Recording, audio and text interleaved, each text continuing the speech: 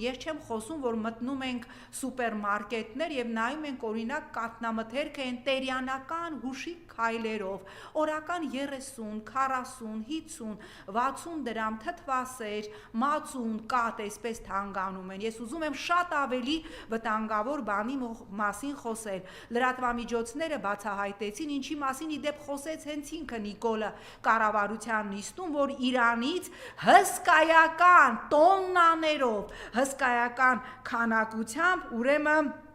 սերուցք, այդ տարատեսակ տրանս յուղեր են ներկրվում, վտանգավոր, որոնք հետո հայտնի չէ, թե որ կաթնամթերք արտադրող ընկերություններն են օգտագործում իրենց կաթնային արտադրության մեջ պանիր, թթվասեր, մածուն կաթ, դրանք կանցերոգեն են, ինչպես պարզել են տարբեր լրատվամիջոցներ, եւ ես հիմա պահանջում եմ, որ բացահայտվի, թե Իրանից մշտապես ներկրվող այդ սերուցքը, որի որակի վերաբերյալ լրատվամիջոցում լրջագույն բացահայտումներ եղան, որ կաթնամթերք արտադրող ընկերություններն են սպառում, եւ մենք ինչ թույն ենք ուտում թթվասերի, մածունի եւ կաթի հետ, այդ հերիք չի, այդ գներն էլ ժամ,